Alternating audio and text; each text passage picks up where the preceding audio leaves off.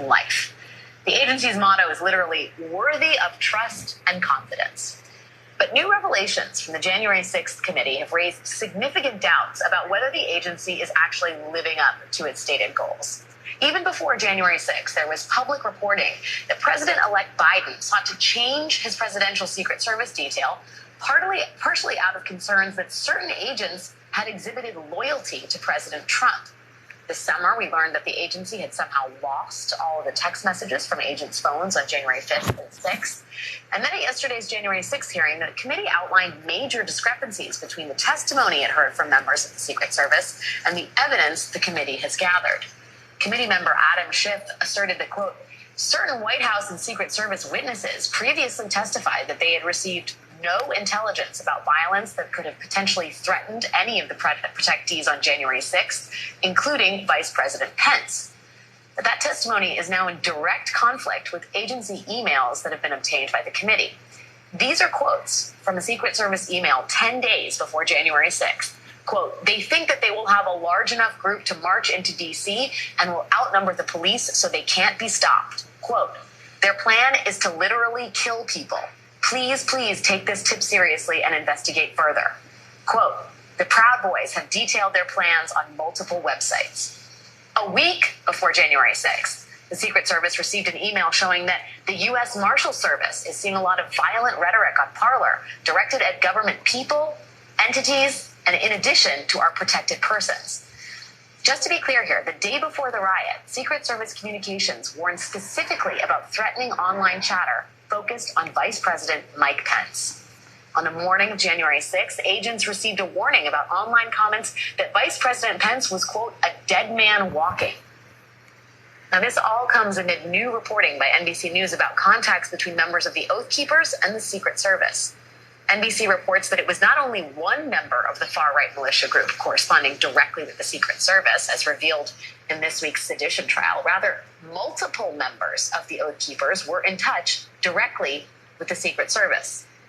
The January 6th committee has now asked the Secret Service to provide records of all the contacts between the Secret Service and members of a militia group that has been accused of seditious conspiracy against the United States. Joining us now is Congresswoman Zoe Lofgren, a member of the January 6th committee. Congressman Lofgren, thank you so much for being here tonight and spending your Friday evening with us.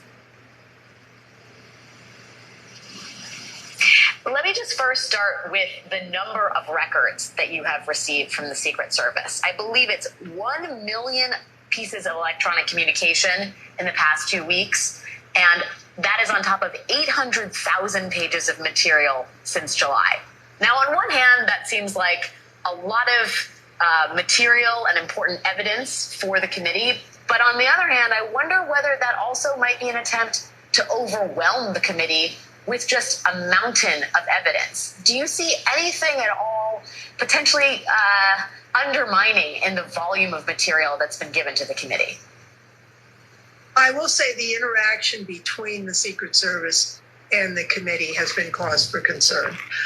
We didn't realize until the Inspector General gave a report that they had erased all the phones after committees had told them to keep all their records. And as we mentioned yesterday in our hearing, the Department of Justice told them to preserve all the evidence. And what was in that they would defy that order and violate the law? It's a question we still have. We didn't get very much information until finally we subpoenaed them.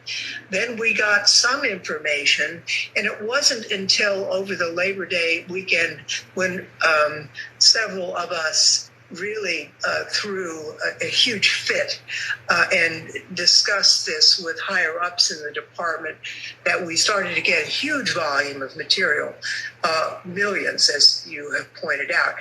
I don't know whether I won't speculate. It was not easy to go through all that information, but I want to give credit to the staff that worked nights and weekends, and we actually did go through and sort out material, and there was some important material that we found, some of which we showed in our hearing on Thursday.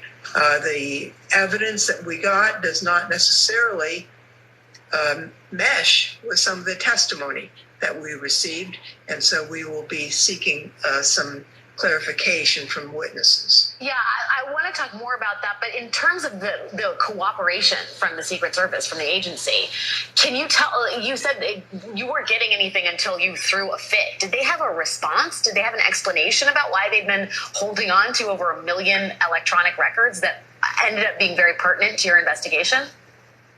I thought they were lame excuses, but I will say once the secretary and the special counsel that he appointed to oversee this got involved, the information really started to flow. Speculating as to their rationale would not be useful at this point. I will just say that there is some concerning issues. I mean, for example, they represented that there was no monitoring of social media, that they didn't know anything. Well, that's clearly not the case. We've got the evidence that they didn't know anything about the threatened violence. Well, clearly they did.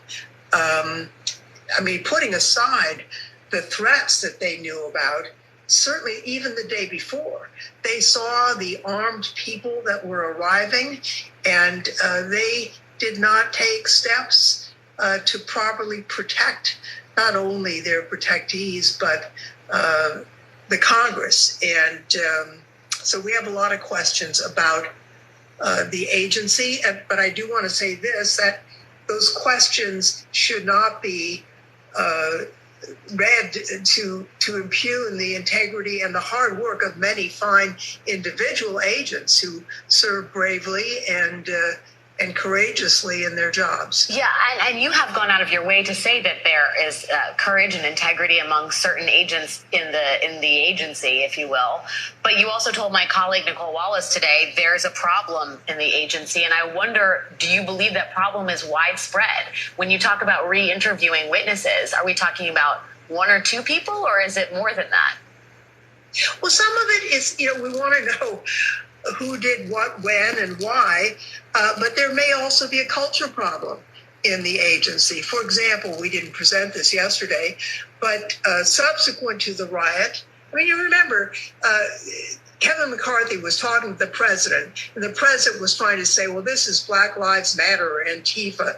And McCarthy said, no, these are your people. They just ransacked my office. Everybody knew what happened.